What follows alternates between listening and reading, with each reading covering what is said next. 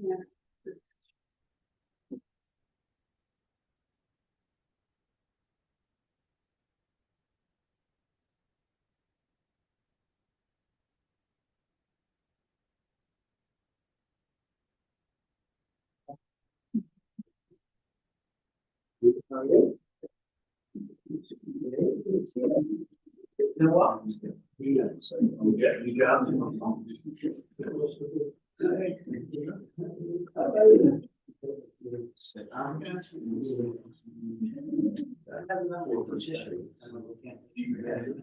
Factual base. My daughter's not through without getting a teacher, I don't know. Eighth grade.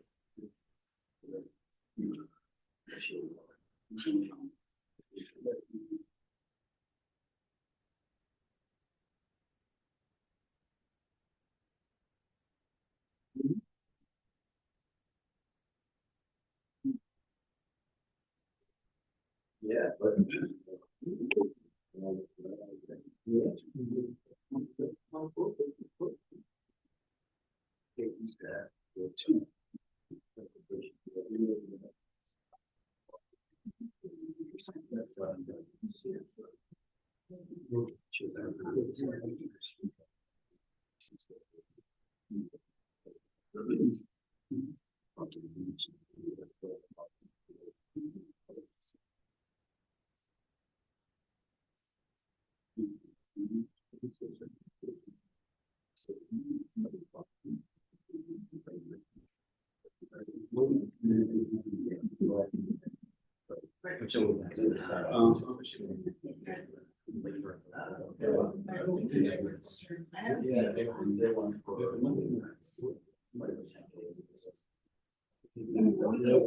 Readings. Yes.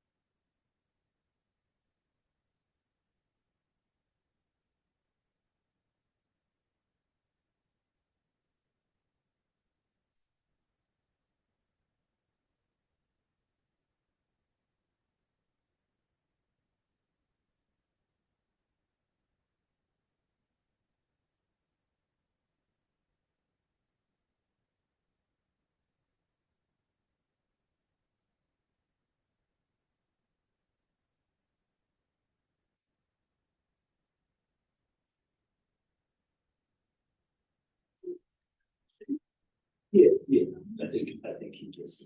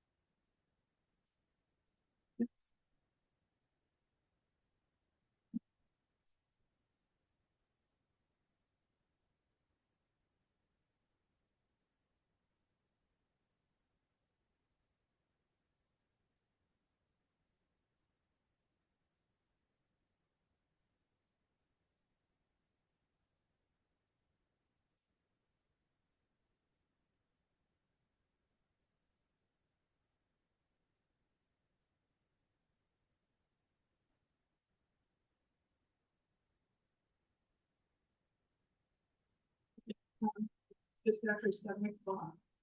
We're gonna call this meeting to order. The first order of business for our meeting is our reorganization meeting, the first one of the year.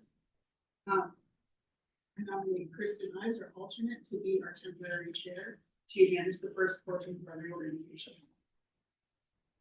I second the motion. Any discussion? All in favor, please say aye. Aye. All opposed?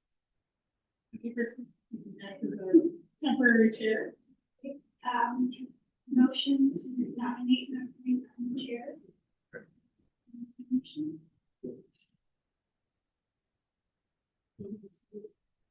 Well, I'll nominate something like it.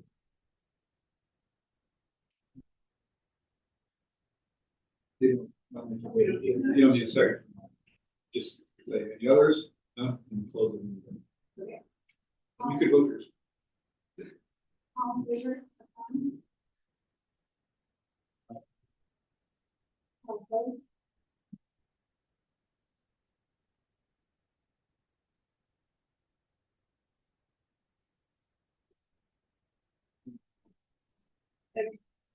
Opening for nomination, appointment of the vice chair. I nominate Scott Fisher.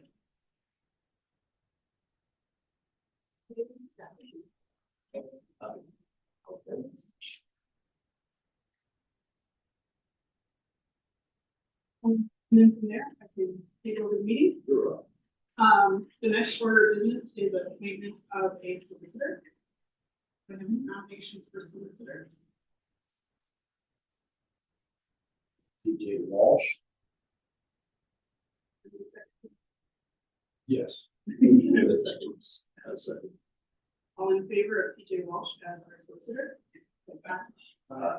All opposed? Okay, so TJ Walsh will be our solicitor. Just real quick regarding board meeting times, we're going to continue with the third Thursday at 7 p.m. They're going to be in-person meetings. Our newspaper publication record is the Intelligencer. And we need to be nominations for stenographer. Okay. I'd like to appoint Rich Long to be our stenographer. And It's just like as a collective motion, all those, you just made that big, All motion, those- all that.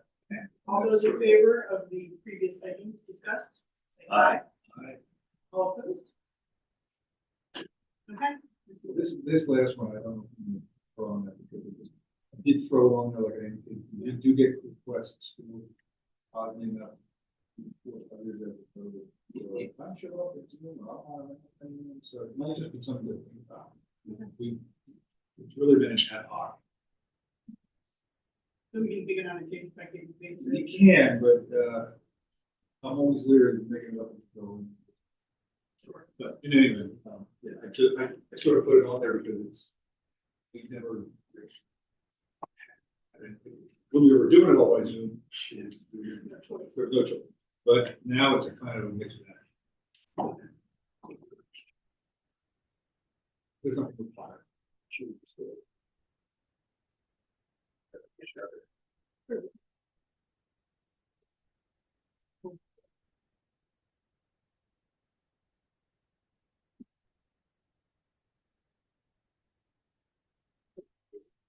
So the board we will have consideration of approval of participating, attending, and or holding hearings virtually at this situation.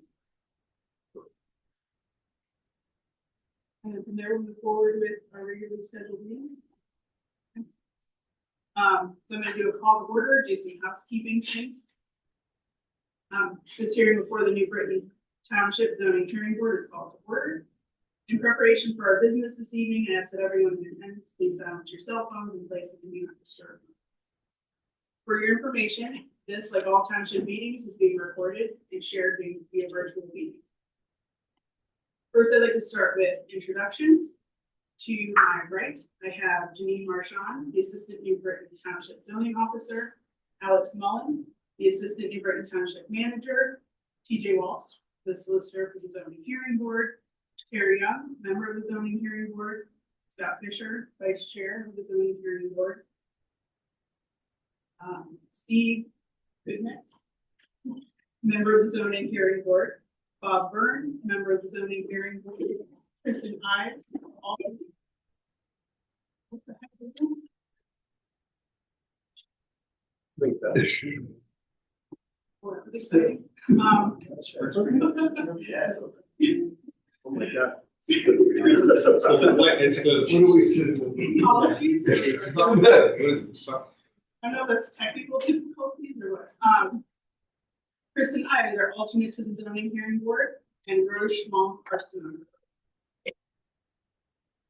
The New Britain Township Zoning Hearing Board is a quasi-judicial body required by statute of the Commonwealth of Pennsylvania and created by the New Britain Township Board of Supervisors. This board is chartered with a single responsibility to provide due process to the citizens of New Britain Township to appeal zoning and engineering decisions made by the township. Zoning ordinance was created and is maintained by the New Britain Township Board of Supervisors. This zoning hearing board has no jurisdiction over the contents of the zoning ordinance. We ask that any concerns regarding the contents of the zoning ordinance be directed to the Board of Supervisors. The procedures for tonight's hearing shall be as follows. This proceeding shall be conducted in a manner similar to that of a court proceeding, and all testimony shall be recorded by the stenographer. All affected parties shall have an opportunity to present factual testimony this evening, and all testimony must be given under oath. Only the facts and testimony presented to the board during this hearing will be considered. The board will first hear the applicant's presentation of their case. The board expects the applicant to state the unnecessary hardship, how the proposal will not be detrimental to the public welfare, and any other grounds the applicant believes support the application. The board will also hear from many other individuals who wish to become parties to this hearing. After the testimony has concluded, the board will hear from anyone who simply wishes to make a statement or ask a question that is relevant to the hearing. Depending on the length of the hearing, the board may or may not make a decision on applications this evening. Our first hearing shall be for the application of Spotless Brands LLC at the property located at 545 West Butler Avenue. Will the Assistant Zoning Officer please read the public notice and place the application on record?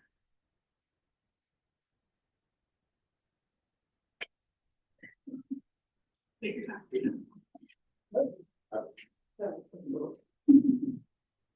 Please take notice that the New Britain Township Zoning Hearing Board will hold a continued public hearing on Thursday, January 23rd, 2025 at 7 p.m. at the New Britain Township Municipal Building, 207 Park Avenue, Pennsylvania. To consider the application of Spotless Brands LLC for the property located at 535 West Butler Avenue, New Britain Township, Bucks County, Pennsylvania, identified as Compact Tax Map number 26-6-101-1. The property is located in the C1 Commercial Zoning District and the COD Butler Avenue corridor overlay district. The property is improved with a vacant non-residential building. The applicant proposes a new non-residential building that would car wash use through June 19. The applicant seeks variances from the following sections of the New Britain Township zoning ordinance. A, from 27-305J19B1 to permit a car wash use on a lot width of less than 250 feet along the streets. B, from 27-202B to permit a side yard setback of 7 feet where the required minimum setback is 15 feet. C, from 27-2901J19B and 29-407 to permit 16 of the off-street parking spaces to be jointly used as stalls for vehicle vacuuming, and D, from 27-2104 4G5 to permit a paved area. And the paved area will be 0 feet from the exterior structural wall of the proposed building. The required minimum setback of such approval is from the exterior structural building is 20 feet. That's on. Will our solicitor please read the board of this? So, they are as follows. Actually, before I do that, just so we have it clear, anybody that's here, this hearing was originally advertised November 11th, 2024. A day or two before, maybe a week before, the applicant requested a continuance of that hearing, so we continued it on record to today.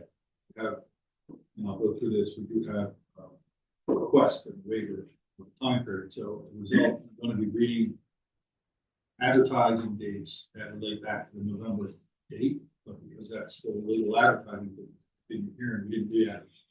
But we did send out fresh notices to the residents, and we did send out, we did do a fresh posting for the hearing because there was such a lapse in the month. So that's why the dates are going to sound a little screwy when we start doing this. So back to the board exhibits. Exhibit B1 is the zoning hearing board application. With it was the summary of the relief requested and return deed for the property dated August 24, 2022. Exhibit B2 is a plan set for the project's 3 sheets prepared by Van Cleef Engineering dated October 22nd, 2024. That was what the plan set that was submitted with the application, but it's been revised. Exhibit B3 is a letter to the intelligencer. Exhibit B4 is the original public notice of the hearing that was just read into the record. That public notice originally was run for the November 21st, 2024 dates, and the continued hearing today is January 23rd, 2025. Both those notices are B4. B5 is proof of publication in the November 7th and November 14th, 2024 editions of the Intelligencer. Exhibit B6 is a letter dated November 8th, 2024 from the applicant's attorney requesting to continue for the hearing until tonight. Exhibit B7 is the township list of property owners that are within 500 feet of the property that's the subject of the application, well, an area map of those properties. Exhibit B8 is an affidavit of mailing. The notice of the January 23rd, 2025 hearing was mailed to the property owners on Exhibit B7. That notice was mailed on January 9th, 2025 by Jeanine Marchand. Exhibit B9 is an affidavit of posting. That notice of the January 23rd, 2025 hearing was posted on the property on January 9th, 2025 by Jeanine Marchand at 10 a.m. Exhibit B10 is the collective exhibit, which is the current Bucks County Board of Assessment record and floodplain floor map and aerial record of the property.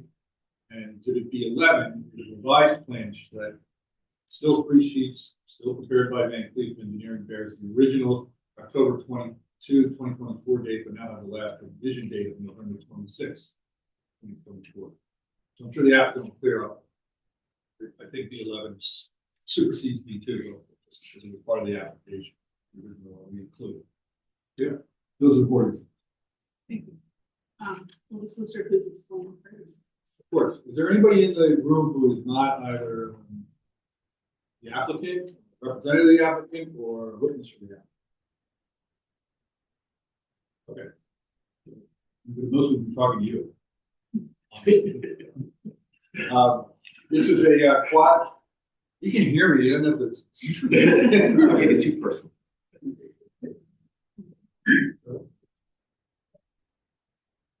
Oh, the last one. Hell. Oh. Okay.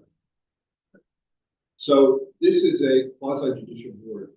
From a zoning perspective, from a hearing perspective, it's not like a township supervisor or town hall meeting. This decision that the board makes today is to appeal directly to the court. The applicant presents their case. If the applicant is satisfied with the application and satisfied with the relief, they won't appeal it, but they have that right. And as a result of that, we have to follow some more court-like formality and procedures as it relates to involvement here. Okay. So there's 3 ways you can involve yourself in this hearing if you are not the applicant or one of the witnesses. First is you don't have to do a thing. You sit and watch, not obligated to do anything. Number two, at the end of all of the testimony from the witnesses and all the presentation of the evidence, the board will hold like a sort of open, public comment section of the hearing. You can be anybody, or you don't have to live in the township. If you want to speak at that, your comments at that portion of the meeting though have to be germane, relevant to the hearing issue. There might be comments you make that might be more pertinent or better directed to a different board, or the planning commission, or the supervisor. So we would ask those comments to be made to pertain to the application at hand and the jurisdiction, the matters of the board has jurisdiction over.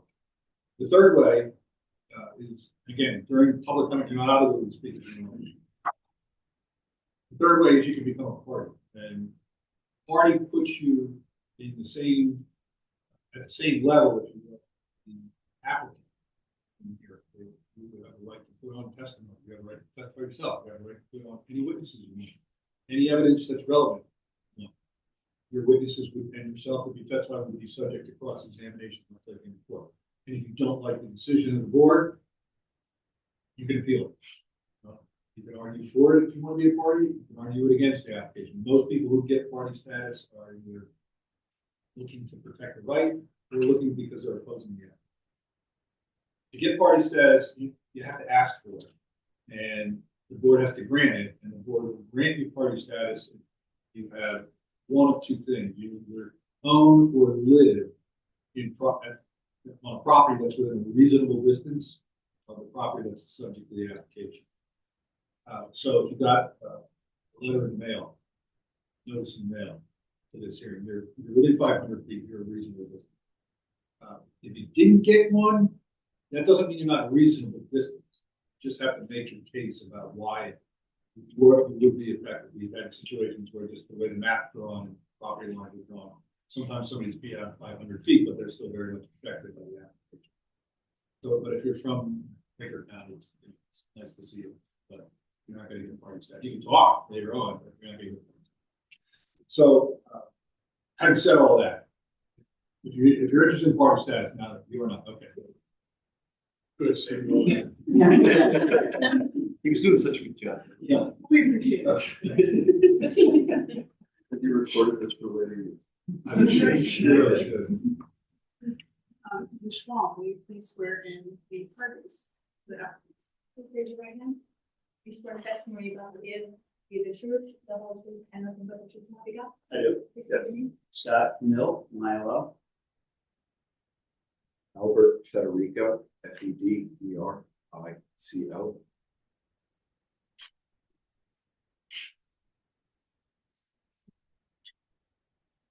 And so now you may present your case. Thank you very much. I appreciate everyone being here tonight. Good evening. My name is David Shackler. I'm here tonight on behalf of the applicant, which is Spotless Brands, and is the owner and operator of a series of car wash facilities located now primarily mostly in the Washington, Virginia, Maryland area. They are expanding their footprint of operation. One of the spots they're looking at is a property that's here tonight. With their contract purchase is the actual owner. The copy of the agreement was in our application package for the property known as 545 West Butler Pike, which the board is probably familiar with. Sure, been living here for a while. Is the old Wawa. As noted, the property is located in the township single building district. This use is permitted by right. This property is located at the intersection of Butler and Highland Road. And if you're familiar with the intersection, it shares the intersection with the Loop Oil on the one side, the BP gas station on the other, and CVS. And it is directly adjacent to other commercial uses in this area. Target gun store is on one side, other commercial uses. As noted in the application, the applicant is seeking to redevelop the site essentially as a car wash. Going to tear down the existing Wawa building and start with a 2,900 square foot structure that'll operate as a tunnel, essentially for the car wash operation. That's a small office space and the mechanical facilities improvement.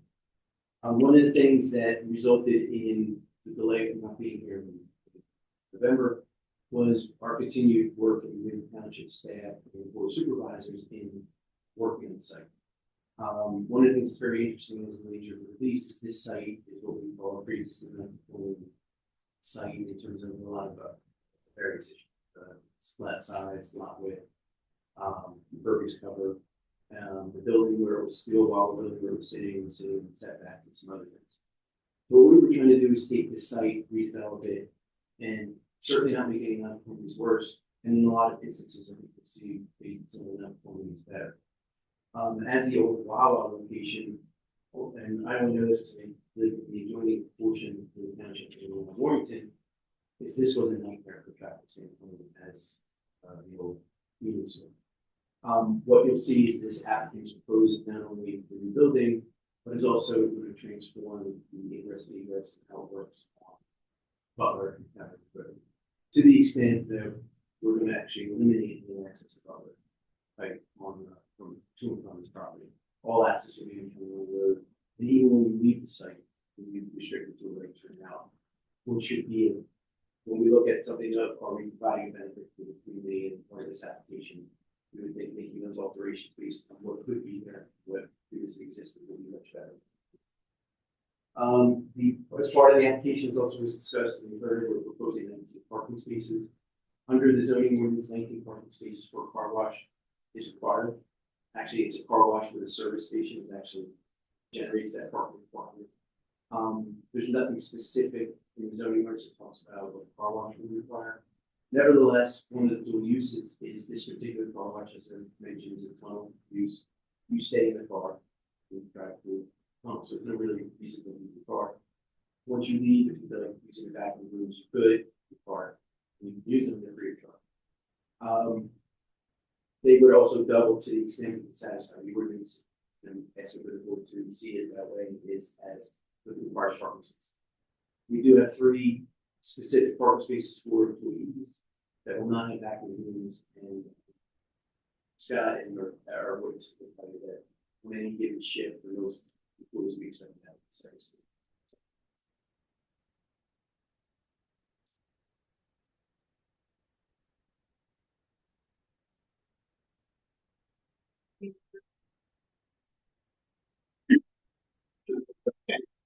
Taking a dramatic pause. Dramatic pause, okay. Dramatic pause.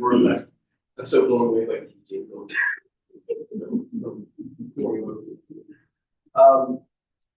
Yeah. So, but as we were talking about is, I mentioned a little about the non-conformities, and one of the interesting part that came up is in exploring these non-conformities was this one variance request that we had that talks about the car wash requirement 200 feet lot width.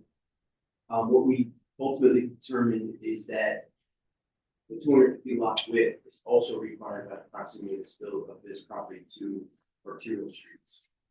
So the fact that the Wawa was previously constructed with the same requirement gives the basis of this, or gives us the ability to advantage of that. It's also interesting that it was required as part of the car wash service station use. That is the same lot width, but that was lot width that was required because of the same proximity to the arterial streets. So we'll keep it on the list, so to speak, as a variance request, but we think that the variance request will be satisfied as ultimately pre-existing that point.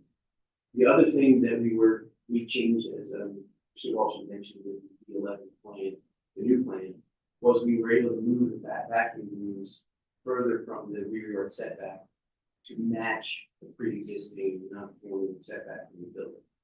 So arguably, if the board's inclined to see that as a non-conformity, we may not need any variance relief for that as well. Leading us next to our parking we talked about, and the last request is this concept of paving and how it's proximity to a building in this particular district.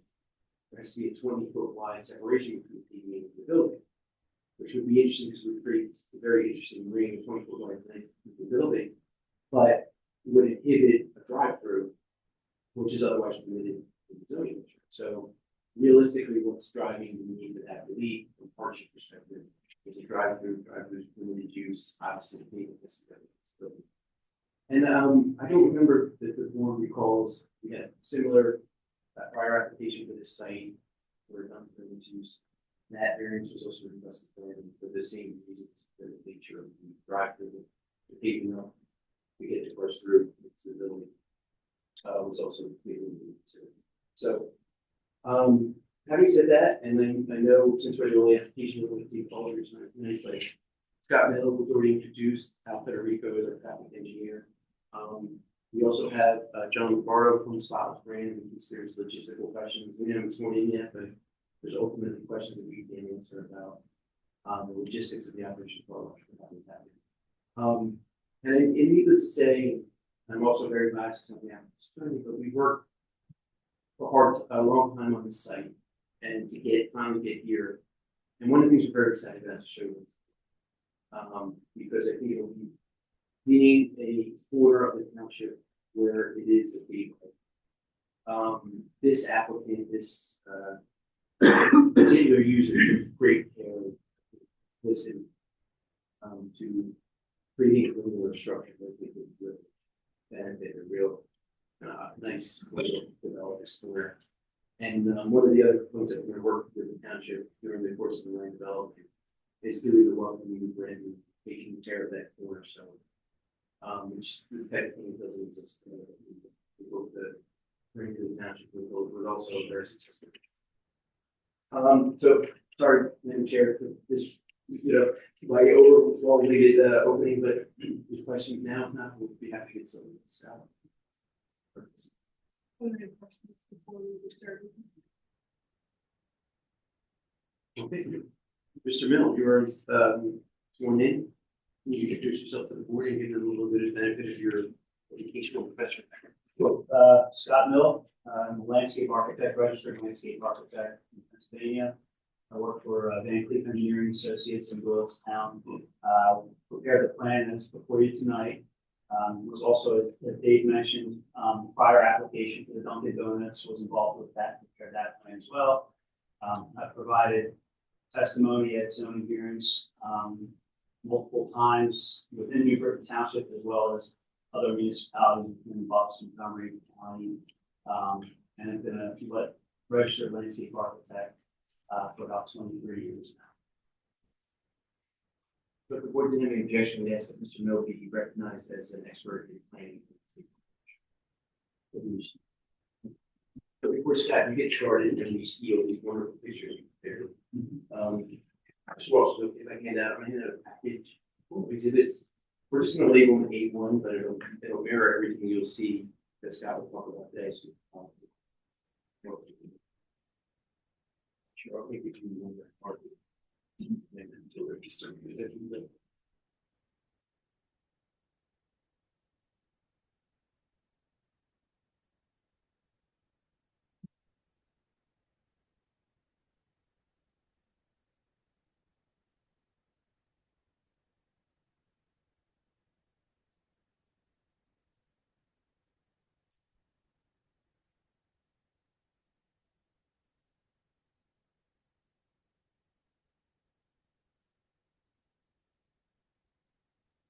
Right. Yeah.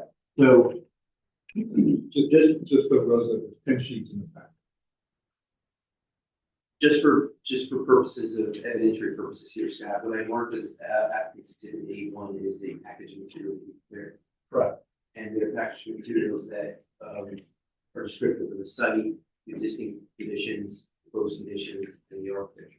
Correct. And these are the same plans that you'll go through on the board as part of the testimony. Correct. So why don't we just start with the first page of A1 and talk a little about the site and the surrounding area. Sure. So the plan up on the board in the first sheet on your packet is titled Context Map, and it's dated December 9th, 2024. And it's an overview aerial photograph of the site and surrounding areas. The site more or less centralized within the window view there on the board. The site is located at the corner, the northerly corner of County Line Road and West Butler Avenue. And on the plan to the left of the rendered site, going from top to bottom of the sheet is County Line Road. And then below the site, going from left to right, is West Butler Avenue. As was mentioned, some of the surrounding uses of the property. To the north, we have Target World. A couple properties beyond our site to the north is the newly developed Wawa with the gas station. To the northwest of the site is the Creamery Tire and Auto Repair Store. And then on the southwest side of County Line Road is the CVS. To the south of the intersection is, I believe now it's a Global gas station. And then the last corner on the easterly side of the intersection is a Loop Oil. Then you can also see fronting onto West Butler Avenue, set back a little bit in the lower right-hand corner, as you can see part of the parking lot for the Village Square Shopping Center, which contains the giant, et cetera. As implied by the name, and I'm sure you're all familiar, County Line Road is demarcation between Bucks County, which is to the north, and then Montgomery County to the south, and Montgomery Township being the municipality there. All the surrounding properties and the zoning is all commercial, so it's all non-residential permitted zoning.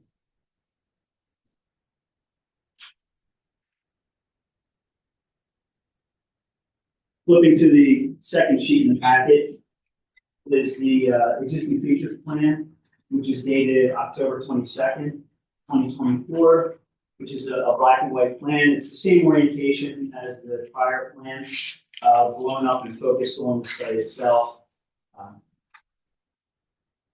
The property is 0.65 acres in size, has full ingress and egress to both West Butler Avenue at the northeasterly corner of the site, and then also full ingress and egress at the County Line Road at the westerly corner of the site. There's a parking lot with 24 parking spaces. A lot of the parking is up near both roads, and the existing former Wawa building is located towards technically the side property line, towards the back of the property, facing the Creamery Tire property to the back. The property is about 190 feet wide as you're looking at it, by about 150 feet deep from West Butler Avenue. There are some existing non-conformities with respect to the property. The lot area in this commercial district, the minimum required is 1 acre. As I mentioned, it's 0.65. The minimum required lot width is 250 feet, which is required when you have access, driveway access to arterial roads. Both West Butler Avenue and County Line Road are classified as arterial roads, so the requirement for 250 feet would be mandated for those for this property. And as I mentioned, the property is 150 by 190, so neither of the widths comply. The required side yard setback is 15 feet. And I mentioned the existing big Wawa building is located kind of close to the side yard. It's about 10 feet off the property line, so that's a non-conformity. For site impervious coverage, 70% is permitted, and there's 75% existing.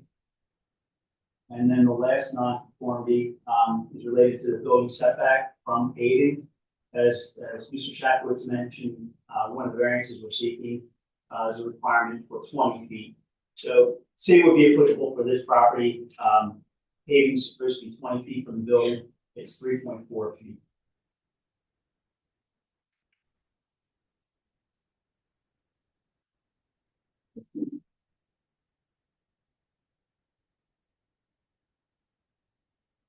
The next page, the third page in the packet, is a plan titled Sketch Plan with original date of October 22nd, 2024, and the last revised date of November 26th, 2024. And this shows the proposed improvements for the property. Again, same orientation, County Line Road running up and down on the left side of the site, West Creamery or West Butler Avenue, below the property running left to right. The idea for this, and you can see shaded, is kind of an L-shaped building which is what the car wash building would be. It's about 100 feet by 24 feet. And then there's a bump out in the upper right corner of the north corner that is 14 feet by 36 feet in size. One of the things you'll notice is along West Butler Avenue, where the former ingress egress, or the existing condition today of the ingress egress, is shown to be removed as part of this application now. So there would be no access at all from West Butler Avenue. The only point of access would be from County Line Road, which is remaining where it is today existing. However, the configuration will be changing a little bit in that while from both directions of County Line Road, you'll be able to ingress into the site. However, exiting the site, you'll only be allowed to make a right turn out. And we're proposing what's called a pork chop, or a little island, to help force people to make that right turn only. So as you're coming in from County Line Road, if your intent is to have your car washed, you make a right turn, kind of follow the path directly south east of the building are two pay stations. So it would be a double width access aisle into that area where the pay stations are, and then it'll merge into one after you pay. And then there will be an option if you have issues, and there will be an attendant at the pay station to help out if there are any issues. But if for some reason there is an issue and you can't get your car washed, there will be a way to exit without going through the tunnel. And that would be the kind of the northerly corner of the property, would extend out that way, and then you go out through the parking or vacuum area.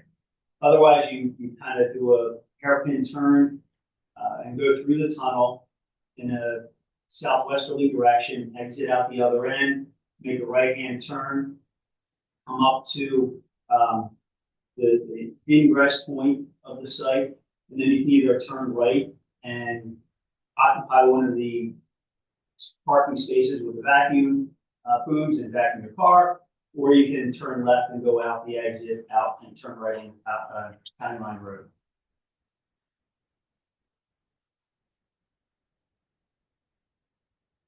This, as you'll see, or as you can see, the proposed building is much more of a centralized location as opposed to the existing Wawa building.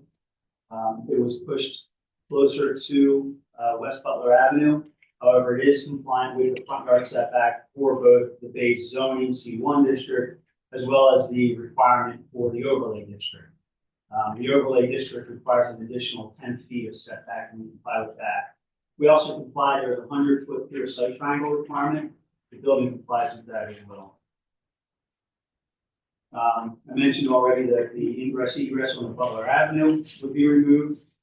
And I mentioned the vacuum booths in the parking area. So there's 16 parking spaces intended for the use of vacuums with 16 vacuum booms, including one ADA accessible space. And then there are 3 dedicated employee-only parking spaces. And those spaces are located, one is located to the east of the corner of the building, one to the north of the building, and then one to the south of the building.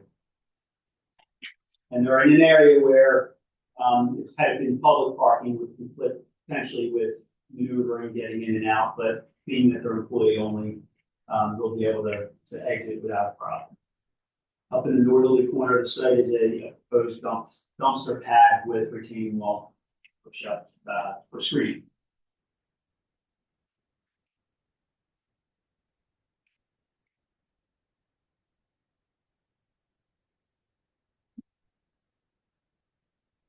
Sheet, which is the 4th sheet in the packet.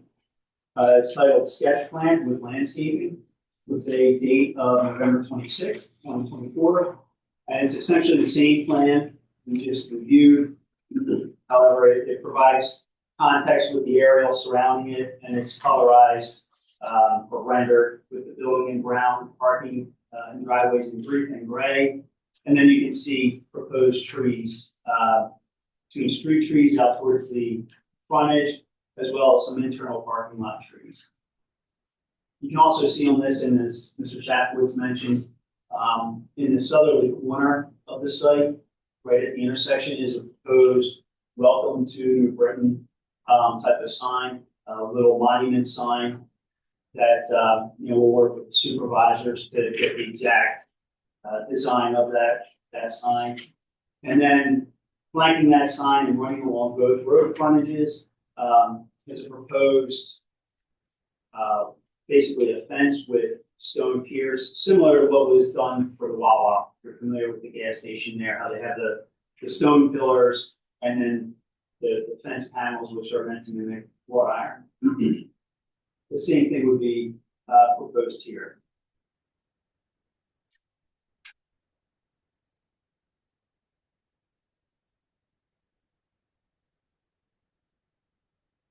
Sheet, which is the fifth sheet in the package, does not have a title or a date on it, but it's a rendering of the site as if you were viewing it from the corner, the intersection of County Line Road and West Butler Avenue, looking into the site and showing you can see the size, the coloring, the treatment of the building. You can kind of see also the Welcome to New Britain monument sign right out front. And then showing street trees lining both sides of the street. On the left side, you can see a car entering into the site that would be getting a car wash.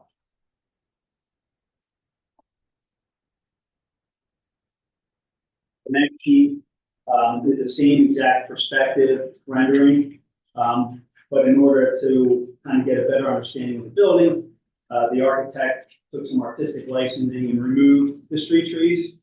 As a landscape architect, I kind of take offense to that, but it is what it is. So they wanted to show the building, which kind of has characteristics and features that would be, what you would find in Buckstown. The next page is if you're going down Butler Avenue, kind of looking back towards the site, the opposite corner of the building, you can see a car entering into the tunnel of the car wash. And you can see the CVS in the back right corner there. But again, showing that different angle of the property, and you can see the combination pier fence along the frontage there.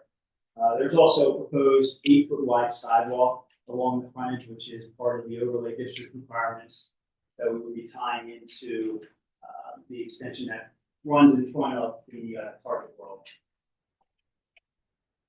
The following sheet is similar to that second perspective, where it's the same view as the previous one, just with the trees removed, so you can get a better understanding of what the building's going to look like. The next sheet is a plan showing the floor plans of the building prepared by the architect.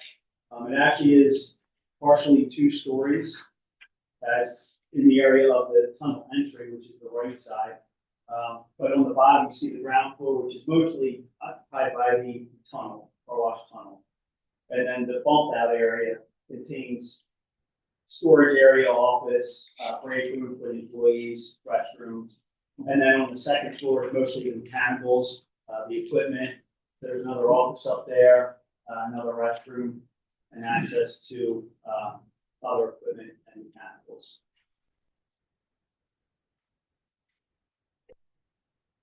And then finally, the last page, should have mentioned the previous plan, the floor plans has a date on it of November 15th, 2024. And then the last sheet is are all 4 sides, the elevations showing the building itself. This also has a date of November 15th, 2024.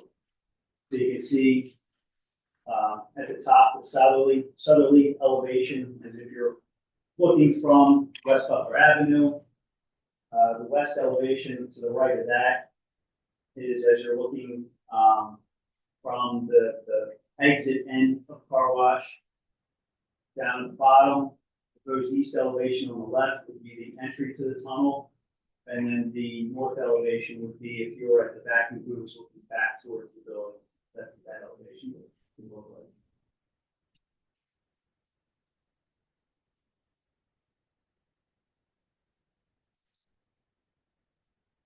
Yeah, when you're flipping back, I was just kind of curious, at part of the parking, issue is, the floor plan doesn't show any separate retail.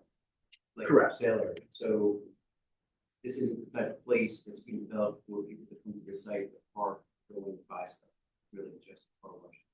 Correct. I guess next I'll move on unless anybody has any questions at this point. What is the total height? I couldn't see it. And display.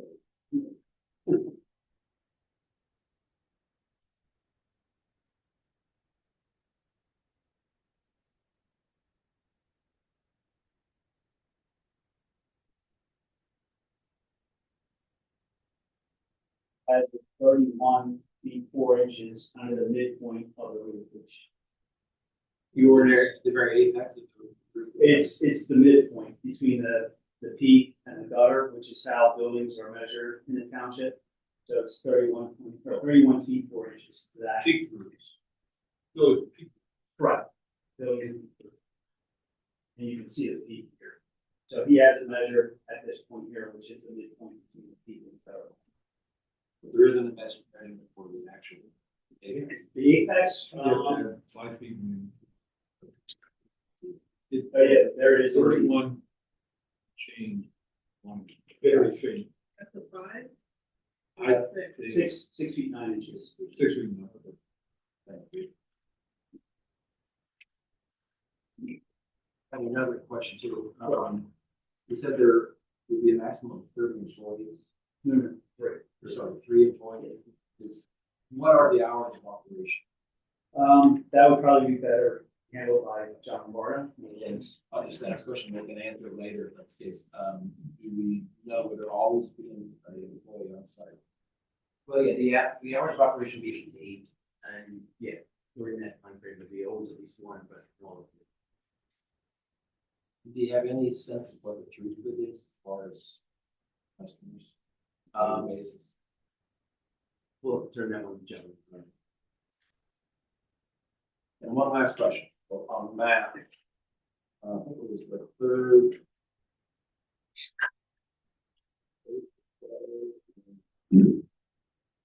Explain why, I guess, is the largest rendition of what could look like.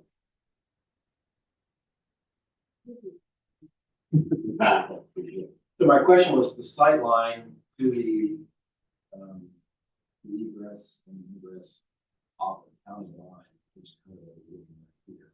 But there's only like one tree. There's nothing relative to what the existing location is. That might be different as far as the driver coming down, heading north on county line. Yeah, I mean, as we go through land development and develop those plans, one of the plans will be the landscape and lighting plan. So we'll have to work through the ordinance requirements for street trees and parking lot trees and things like that. Again, this was a architect's artistic license view of it, not necessarily zoning compliant or subdivision land development compliant.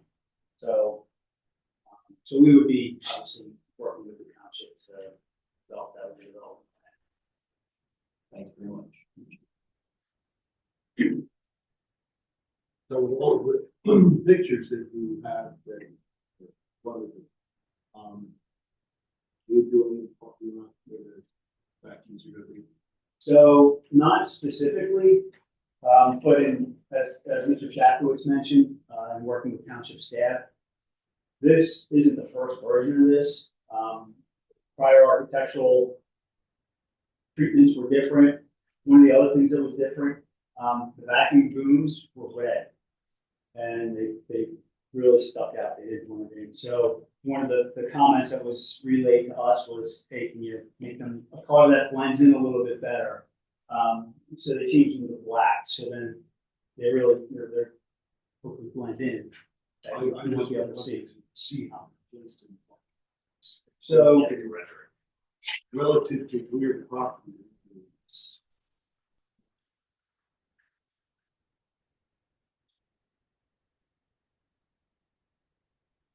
if you look at sheet 4, which is the render, the site plan rendering. So we're providing spaces that are, as you look between where the cars are shown, are 8 feet wide, but there's a wide median in between each of them, it's 4 feet in width. And centered in that median is a vacuum, in each of them is a vacuum room. So from between vacuum room and vacuum room is actually 12 feet wide. And they're basically at the head of each parking aisle area. So the question I have is, the ones that are along the property edge, how far is the tower from the property line? So this was one of the plan changes that we made throughout the course, where if you look at the bottom, vacuum rooms they're basically right at the curb. In order to comply and be consistent with the existing non-conforming building setback to that line, we're no closer, about 10 feet from the vacuum room to the property line. Now, so when booms move, is there any way, is there any way that the boom could move and the hose could cross the property? I don't know what the range of motion is, if it's just 180 degrees and basically side to side, or if it spans. Mr. Lombardo might be able to address that later on. My concern would be if we move it to the Right. Understandably, and I would think too, on the south side, concern if the booms crossed over the sidewalk, it could potentially hit the building or somebody walking by, you certainly wouldn't want that. I also have a question, and this comes to the width of the lot.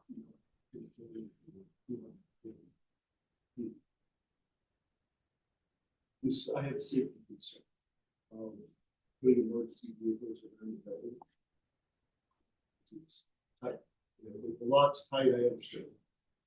But with a safety vehicle around here, on your far right side of your rendering here, you have one lane that actually passes by a building, and there's active traffic. There's no way around it. In an emergency situation, concern if it was 250 feet, you could have another lane. Right. So and granted, that's not all the time, but there is a time. If we go to the other car wash up the street, there's certain days that you go up there and there's 15 cars lined, but there's a lane that makes it all the way around the field. And there's no reason to block. Right. This here, because of the way you feed it into the water, you blocked it. You have no access. You can't egress around the building. Once you're up in the field. Typically, I would generally agree with you, and that would be a concern. That was one of my thoughts. But the thought that there's going to be at least one attendant here at all times, if there is a situation where they need to get cars through here to allow for whether it's an ambulance or some other emergency vehicle, they can usher these cars through and make sure they all get through to allow for whatever vehicle, or maybe there's one in the middle that somebody's, having a medical emergency, needs to get out. They can get those other cars through, let them get out. But I can answer that, to put one of those cars in the park, not getting that. Or car catching in the park, it happens. That just, and I can say everybody can move around, but if the car catches on fire, someone was sitting in the lane for a while waiting, they overheated and caught on fire, whatever. I mean, it's a hypothetical, it is far-fetched, it is there. It's a concern. You now block a great deal of people into that. Excuse me. So, which started coming around the building. Concerned with the rights of the building that this is all One lane passing the building. I mean, hopefully there aren't more than 2 cars on fire, one in each lane. Because, if one car in one lane. Everybody's safe if you're going to do this, that there's a line of cars in both of those things all the time. Right. Well, the idea, if there is a car disabled of some, whether it's on fire or ran out of gas or whatever, the fact that there is the other lane and an attendant, they can get those other cars in that other lane through, and then the cars behind that one that's having the issue can maneuver around and get out also. And then obviously any cars in front of it would leave pretty quickly, I imagine. How wide is that lane on that far right side where it's going past like if you decide not to get your car washed for some reason and go around, how wide is that lane? I believe it's 12 feet. Yeah, 12 feet. It's gonna sound a little bit random, but I assume like a semi truck's not gonna be able to do this. Are there gonna be signs or something discouraging I mean, larger vehicles from trying to enter the lot? I mean, right, yeah. and that's typical for a lot of car washes that have limitations on the sides and types of vehicles that can access them. Could they empty the car wash and drive in the opposite direction? I'm not sure, but In other words, it's coming through the yeah, town on the opposite go that direction. way. You had to get a larger vehicle back with the. I'm not sure the exact dimensions and what's going on mechanically within the tunnel, whether that's feasible or not. Mr. Lombardo is shaking his head, so I'm guessing probably not. So, But there is, as long as the attendant is not the person that's needing assistance, we can be forced to move the cars through that direction. yeah, there's my understanding is there's going to be more than one attendant.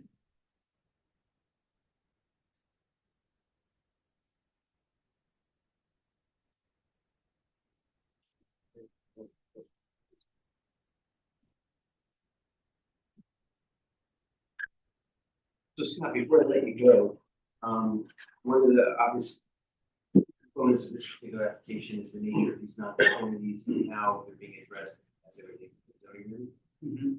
So if you can, I know you were discussing them a little bit during your explanation of the existing features, the plan that's being proposed, maybe just explain to the board how they're being changed or impacted or affected or implemented into this. Sure. So in terms of existing nonconformities, lot area, obviously that's the site is existing. It's a 1 acre minimum requirement in this zoning district regardless of use. So the car wash use has absolutely nothing to do with that. It's a 1.65 acre property. Lot width, as mentioned, it's 250 feet required when you have access to an arterial road. The other component to that is in the area dimensional requirements of that zoning section. It says if there are more restricted requirements based on the use, which is a J19 car wash or a service station, if those specific requirements in that use are more restricted, you have to go with those requirements. Since for a car wash it's 250 feet, it's the same as the base zoning. Our position that area dimensional requirement of 250 feet trumps the use requirement of 250. So, and that the base zoning C1 requirement of 250 isn't just not existing non-conformity because of the driveways that access the two arterial. Because there was some discussion, well, does the use then, because that also requires 250, you need a variance from that. My position is that because it is required in the base zoning, and that trumps the use, because the use, now if the use said you need 300 feet, then I would say, yeah, we need a variance, we don't have 300 feet. But it doesn't, it's the exact same way. And arguably, with the eliminating the butler height ingress egress, does that help improve that pre-existing? I would say it does, because it's one less driveway access point out to one of the arterial roads. You know, on an arterial road that was, I guess, the legislation we didn't have that frontage. Right. Now, Scott, when we were talking about the pre-existing non-conformities, I just was going to show you a copy of the deed that was part of the application that was submitted. And am I right that it seems to indicate that when the owner purchased this property, it was the same property that was purchased from somebody who owned it since 1956 in the same configuration? Yes. So it would be your testimony of the property in terms of its lot frontage, width, and size were all the same, so at least. Yes. So we were talking, let's look at some of the other bulk area stuff, with regard to impervious cover, we're not changing that. Correct. As noted, the requirement for this district's 70%, or the maximum permitted, impervious is 70% for the site.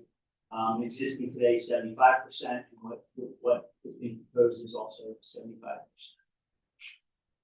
Could I just interject?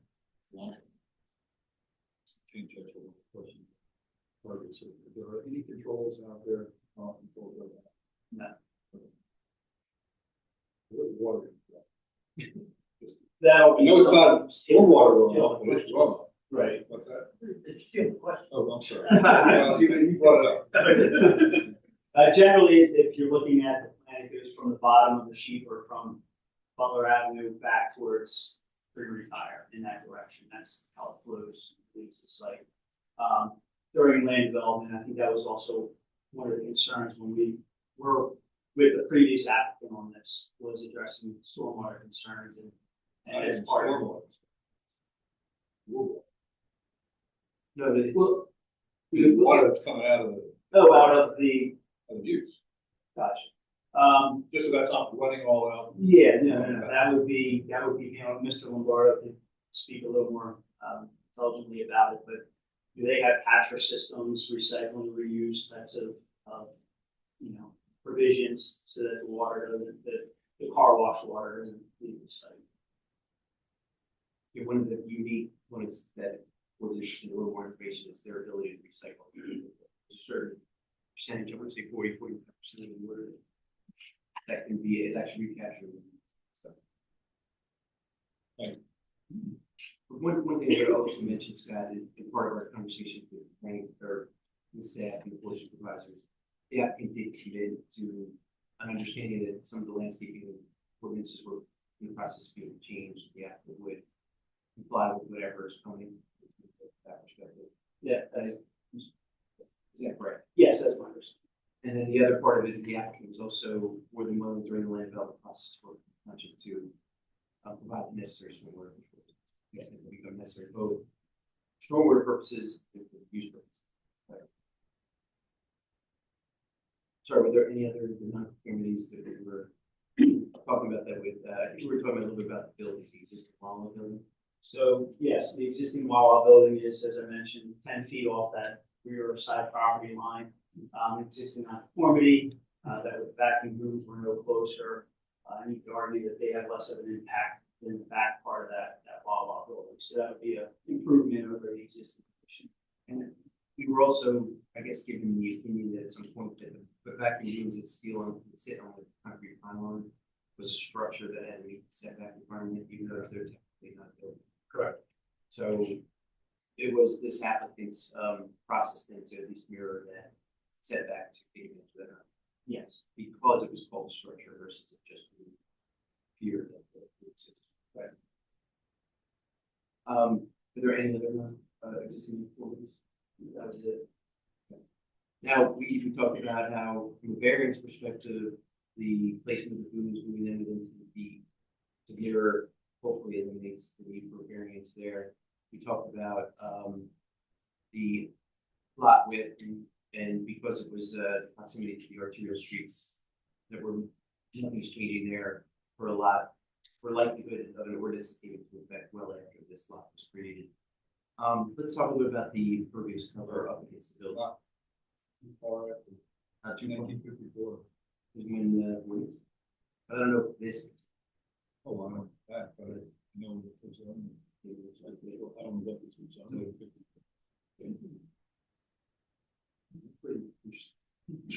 Let's get into the impervious cover calculation. Not the calculation, but the proximity to the building. You just explain to the board how that works and what. So in situations where you have a commercial building, the minimum setback requirement from the building to an paving is 20 feet. As mentioned, it was a situation existing today where it's 3.4 feet, so it's an existing nonconformity. And with the nature of this use with the tunnel for the car wash, which is a permitted use, you obviously need to pave right up to the tunnel to get through it and out the other side. So we do need a variance for that because we're reducing that nonconformity from 3.4 feet to 0 feet. And it's only in that area where the tunnel is. To 0, correct. It's not around the entire area. There is, from the paving on the north side of the building, there's the sidewalk in between, but that's farther than the existing nonconformity today. It's 6 feet as designed, and mentioned 3.4 the existing, so improving that situation in that respect. But your position that the only way we can take advantage, it's called from a hardship perspective, of a permitted use of a drive-through, technically would be to allow paving up against. Correct. Or any kind of car wash is presumably whether it's a drive-through tunnel or just a car wash where you both ends are open and it's a self-serve car wash, that's considered a building and you have to drive in and out of that. So I think it's remained to that use that there's no way of getting around in that area. And there was if you recall, when we had mentioned to the board about the prior application for the dumping use of the site, the same or similar variance request was made in that application, and the result of that application was property of that variance was also granted. Correct. I know we have Al here to talk a little more about traffic and parking and all things along those lines, but let's just briefly touch on the parking requirement, which is, if you can explain to the board what generates the need for parking. So, how's that calculation? So in the ordinance, for the parking requirements, it's broken down based on use, and this being a J19 is labeled as a service station or car wash. And in the parking requirements, it has two different options. And it says service station or car wash, and then underneath it's whether you have with a car wash or without. So the way I read it, it's almost as if it's just service station with car wash or service station without. Otherwise, it's kind of redundant if you car wash with car wash without. So there's some question whether or not how applicable parking is for a car wash to begin with. But in the alternative, the parking requirement for car wash with car wash is one space for 200 square feet. As mentioned, the building is 3,800 square feet size, which would require 19 parking spaces. So we have the 16 parking with the vacuums as well as the 3 employee for the total of 19 parking spaces. And then the question becomes if you interpret or determine that parking is required, can those 16 spaces that are being utilized for vacuums count as meeting the minimum parking requirement? In our position, based on this use and as we discussed, this isn't a retail store where you park, go in, and you're occupying a parking space. You're parking at those vacuum rooms for the purpose of vacuuming the vehicle. Once you're done, you leave. So there's no overlap of parking in that sense. So it's our feeling that you shouldn't have to basically count the parking, need two or double the amount of parking to meet the requirements. Any other questions?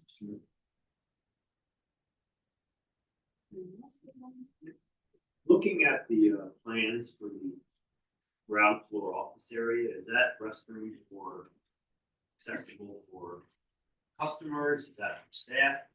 Curious what that's, I'll let Mr. Lombardo address that. My understanding would be for staff. As I mentioned, maybe an emergency, somebody's been waiting in line and they need to go. But I would think in general, you're there, you wash your car, you leave, you're not spending a lot of time there that you would need to use the restroom. right as an external doors? Use of just clarify. Let's see. You'd be surprised, that's also a building code requirement. If you get to a commercial building of a certain size, they provide at least the restroom. So, To go upstairs. Customer.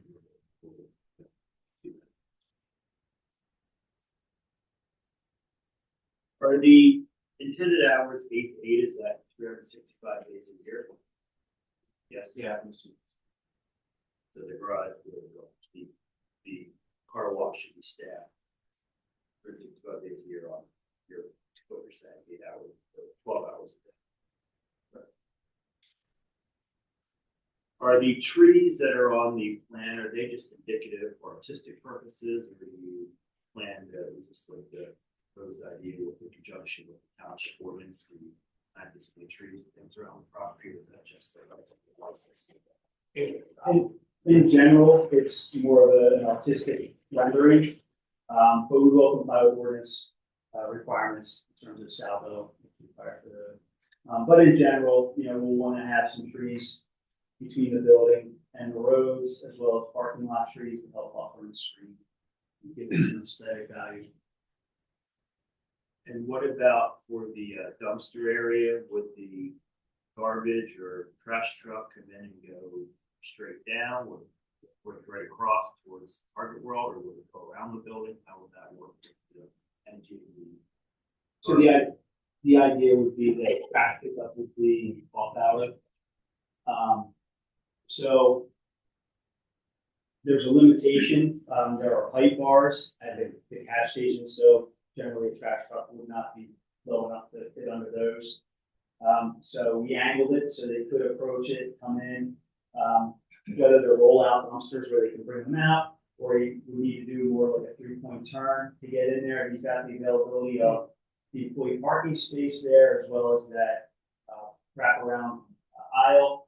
We'll be able to maneuver to get in and out of there and then come out and exit out on County Line Road. Are the pictures that you've given us, is this the intended look of the building with white with the gray stone fascia, or is this just is this the look at this building, or is this just artistic? Well, that's- How do you think? We would be, it would be acceptable to the applicant if the board were so inclined to approve the application that is the architectural design we want with. And we're okay with that because that was a very big important part, and I think it's also that on other, just more way back, on other sites that Flexion is working on, or Scott is working on, that there's going to be, it looks like this would be a similar sign, type of building throughout. I mean, they use all kinds of stuff, but they're coming to our area knowing that this is the work for the look. So we're very happy with said that. And the car wash itself, one thing. Well, I think there'd be multiple cars in the tunnel, right? But only one. There's a double lane. Right. Okay. So there would be multiple cars with their stages of the car wash inside the.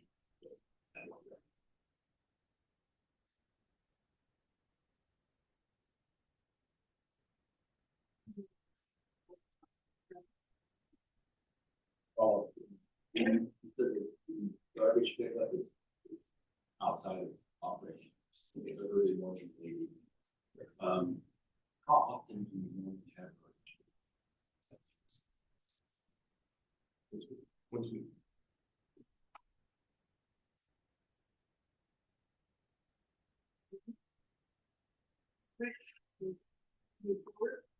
Thank you very much. Yeah, thank you. Now, take that seat.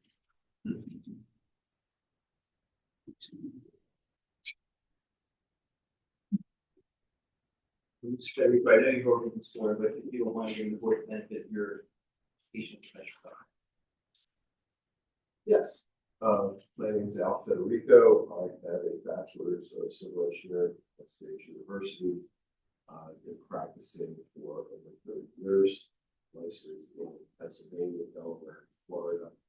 The last 6 years I've been a principal of my own traffic consulting firm at Fraternity Consulting. I'm appointed township traffic engineer for several townships, mostly in Chester County, actually, that's now traffic classes. I have testified that for numerous boards, southeastern Pennsylvania, settles and for. What's, let me ask Mr. Federico, be recognized as an expert. Al, can you just maybe explain to the board a little bit about what you intend to do with regard to the site? What you've been working on? So if we're talking about the site, initially I was involved with the, that was considered donuts. We proceeded with that, as sort of discussed, the site was previously restored when accesses to the county and to Butler. As part of that project, we got a little bit of feedback and this and that, and so probably some collision issues with the accesses, and through the initial coordination process with PennDOT. The township were intending to proceed with Duncan, restricting the county line road access as is proposed here, and modifying Butler access to just be a right turn exit only. It was a significant decrease in traffic going from a Wawa to a Duncan, and with the modifications, we've actually had the traffic study approved by PennDOT.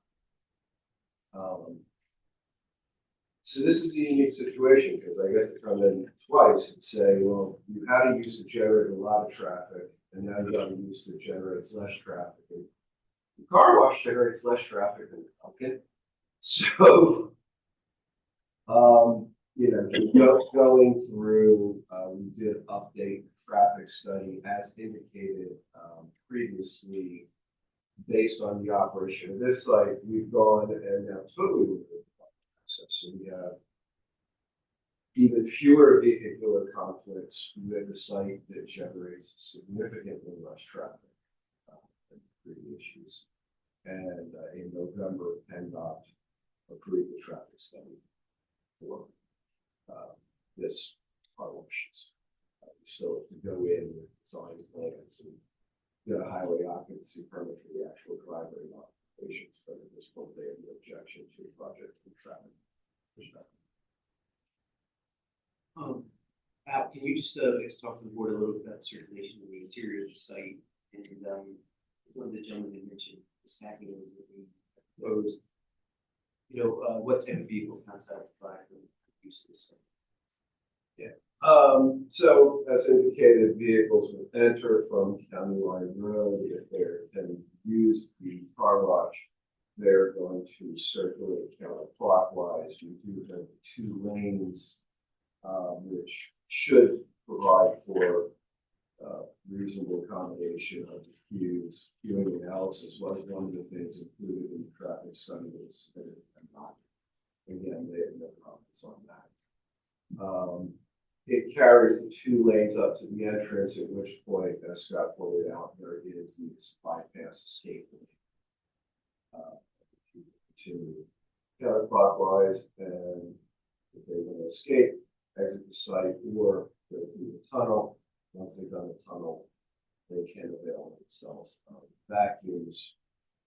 I would, as was mentioned, I would suggest that the zoning goes issue with 17 spaces that are making the spaces there. I would argue that applies with parking. Again, the only people parking on this site is anybody who's going to do something with their car. The vacuums in the so 19 spaces are required based on the information we have for the operation of this that should be an active number. Yeah.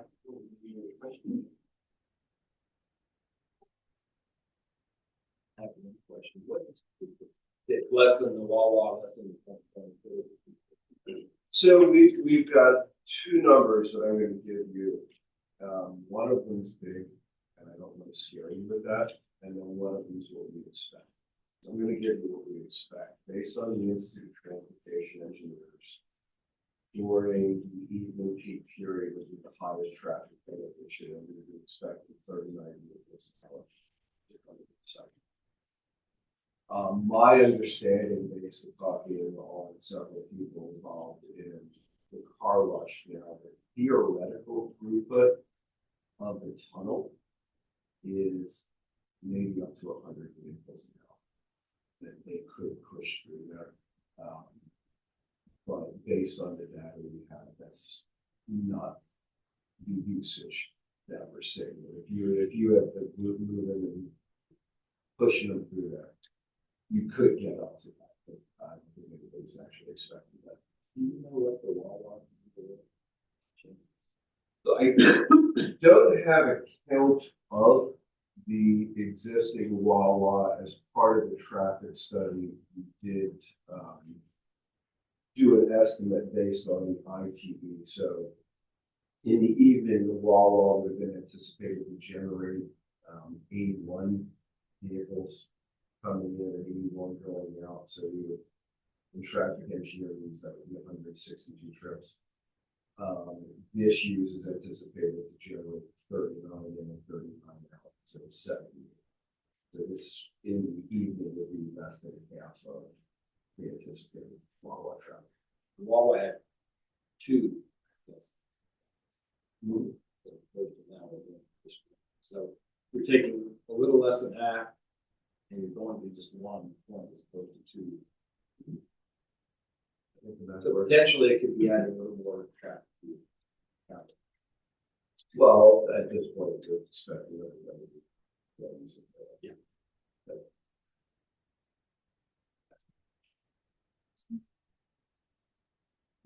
What's the, just from trying to look at this, what's the maximum number of cars that they have space to be in line? I believe it was 18. If it was fully stacked correct. Before the entrance to the tunnel. We're not expecting to use it. Get that one. Just a question from the behavior, right? What people are gonna do if they pull in and there's cars backed up, I have concerns, but I don't think that's. Sounds like with a 39 car throughput in an hour and 18. Yeah, and I think when I was this kind of at its max capacity, we can actually handle 100 cars using this thing. So if we're at 39, then we're in pretty good shape. With 8 stack. Yeah. What's the duration of the car wash? How long do they generally wash a car? About 2 minutes. Well over 2 minutes. Yeah, the part that's interesting about this one, because I guess I could rely on my own experiences. The car wash I like to go to is where you park, you go in, you stop, you get out, then back to everything. You take it through automatically and we'll watch. In those instances, you can see where you want to parking, something inside or whatever. Yeah. In this particular setup, and because of the size of the tunnel and accommodating the site, there's no detailing service, no retail service. You stay with your car, and if you decide you want to do the vacuum service or you want to wipe it down yourself, then you would use one. So I think that's one of the benefits of, I'm sure it's well, when we look at the site being a little bit smaller than say the acre permitted, we size this particular car wash to accommodate.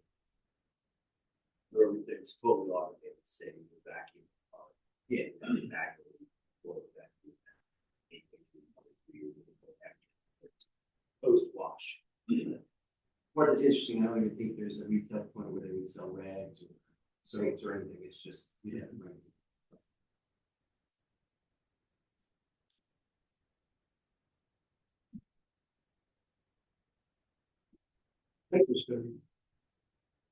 It's a lot easier if you go down the witness list. I think based on some of the questions we had, it would be okay if I asked this from our attorneys. And we'll have that.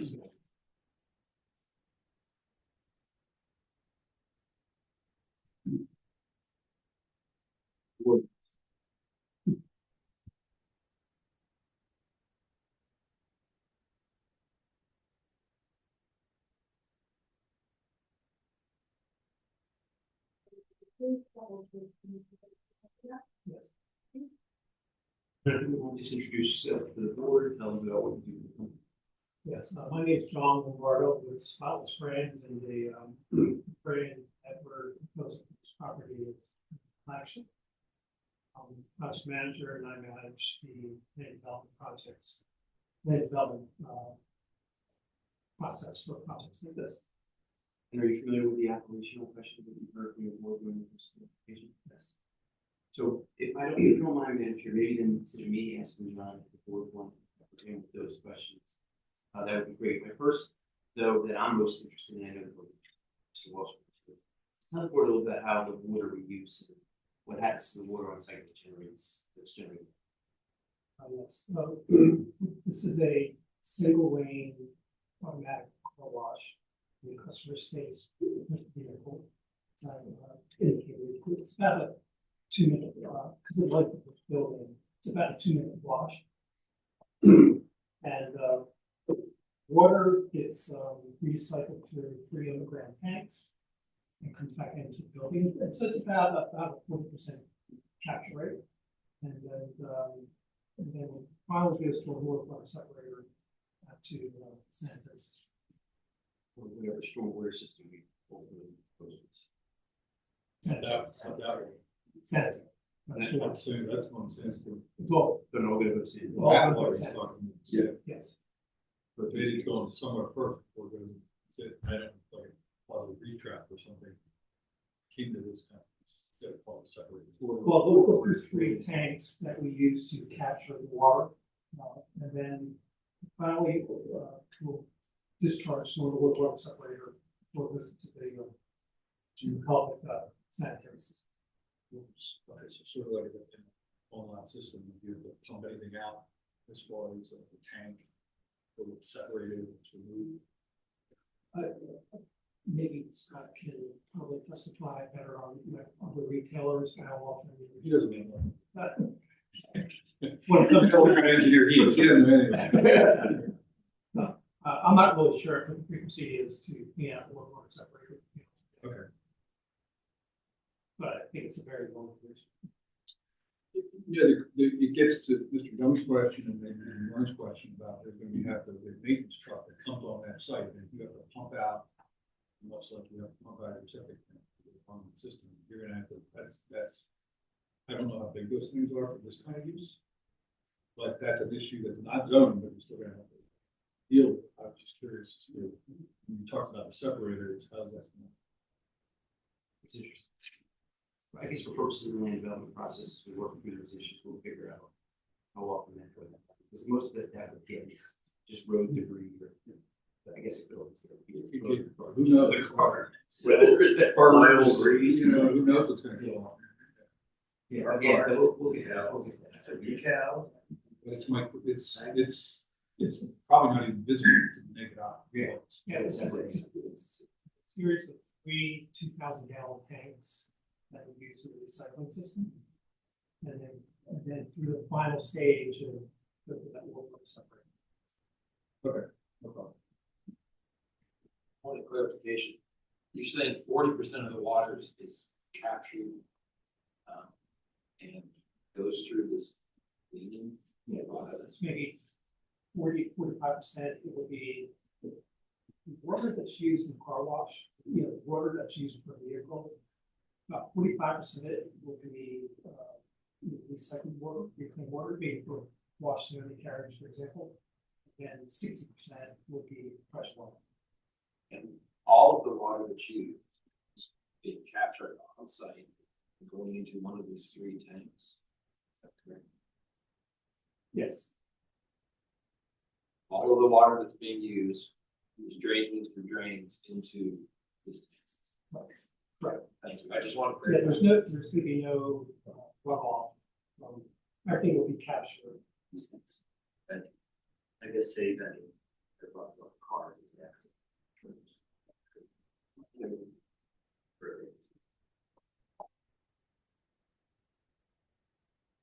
They are technology. Blowers will. We spend a lot of money on technology, so. So Joe, maybe we'll take some other questions. You heard kind of testified about your employees and stuff. What was discussed? That the the hours of operation be 3 p.m. Yes. And there'll be three, employees on site generally during the course of that whole 12-hour day. Yes. Scott also mentioned that you're in a position to schedule trash removal 12 hours. Yes.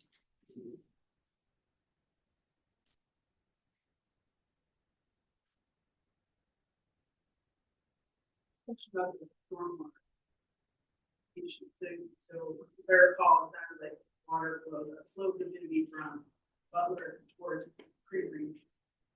Yes. Is that, Yes. okay. For that.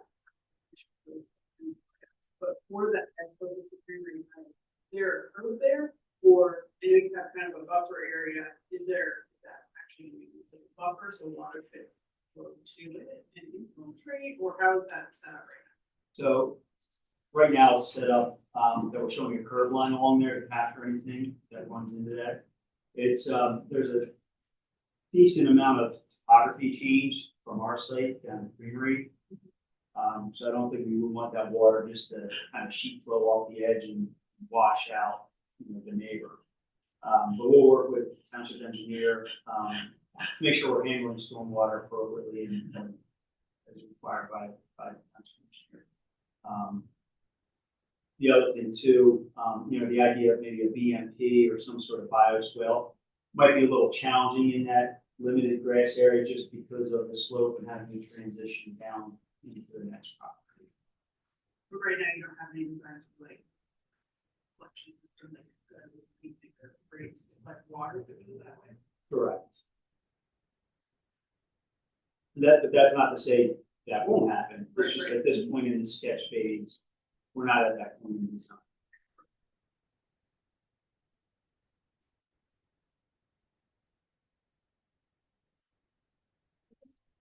Again, on the booms.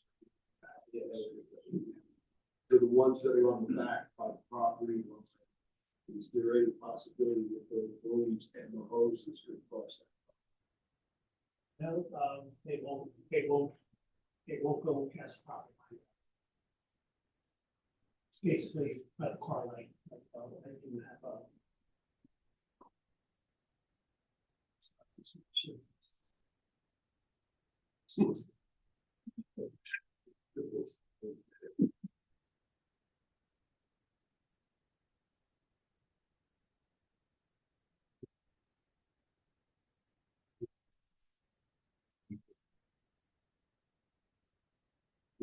You said.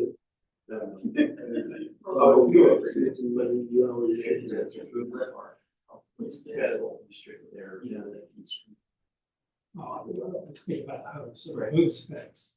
Okay, So so the boom's fixed, and then there's a hose that hangs. That won't extend to this property. So the boom will stay straight out from the point where it's in the foundation, straight out into the middle of That'll that. be a fixed cantilever type. And there'll be the hose hanging Yeah, off the end of hose it will that'll hang. have the swing, and it's because the center now of that hose radius is at the end of the boom, which is much further in from the property line in the back. That radius of that hose wouldn't allow it to cross past probably close to the back of the boom. Including the other, Was what? including the other. No, this is the vacuum. Oh, okay. Vacuum. The hose vacuum hose, not on one hose. Yeah. Do you have an estimate on the noise decibels involved? If there's multiple vacuums going and the noise that's produced by the washing tunnel, so to speak, do you have an idea how much noise will be generated from? I have, some studies, it's normally about 70 decibels. Human conversations about 60. So That's- when you're that's operating, One vacuum, 8 vacuums, I'm just curious. Of Well, I'm not a acoustic engineer, so I'm not sure if it multiplies or, but I think it's linear, so. 70 decibels here, 70 decibels here, it's not gonna multiply or increase by 140, it'll still be 75.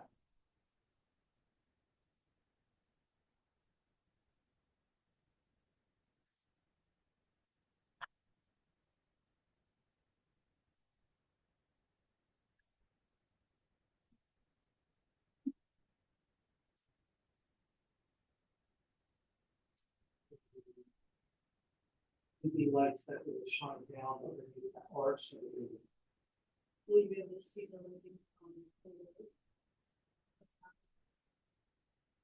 Yes.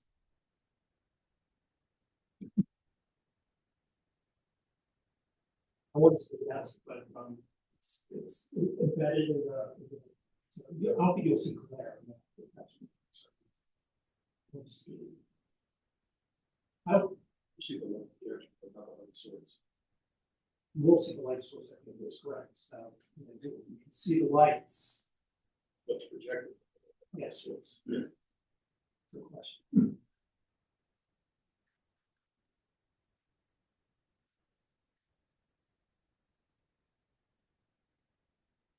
Okay, so anyone else need to ask a question? Do you have any other witnesses? That would be the last for our witnesses. We do the addition of our exhibits. We'll give us the- when public that we find, and then parties. Yeah. And, uh, Any comments from the public? Well, record. You know, go back there, we're going to- What's the record?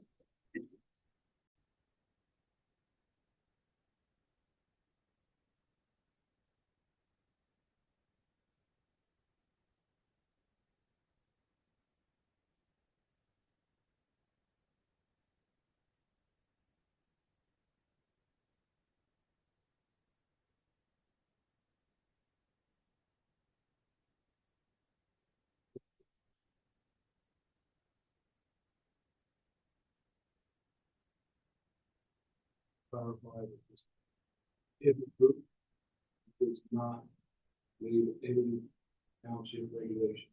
or regulated processes.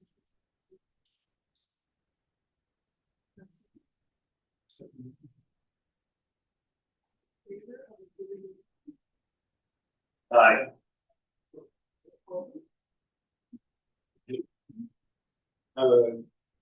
We'll go through it tonight, we get a written decision in 45 days and, check with, explain to you what we're doing here in the meantime. Thanks to you. Cheers. Thank you. Well, Your participation. Thank you very much. Flagship. So I have one more motion before the board. I'd like to put a motion that we put out an RFP for our civil bid. We have a draft of the RFP written already, so with any minor tweaks related to dates and things, we'd like to post that on the Jordan Township website. For patients for a solicitor report. That's my motion. Just two quick, suggestions. One was around however they're delivering their application, is it a digital, paper copy, specify, vote. The other one was, which talks about number 5 selection process. I think we gotta have somewhere that says that this will shall be on the final George vote. And also the sort of the other I don't know if that's in the contract or if that's.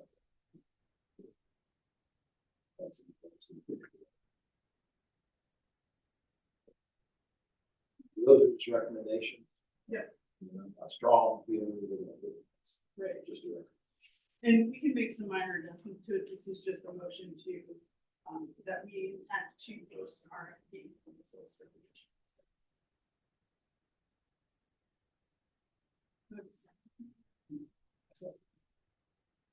All in favor of posting the RFP for solicitor for the zoning hearing board? Say aye. Aye. All opposed? I'll stay. One abstention. So we will be posting the RFP, but we will discuss any.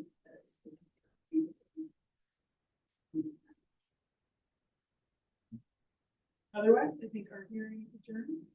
Thank you everyone for your time. Appreciate it. Just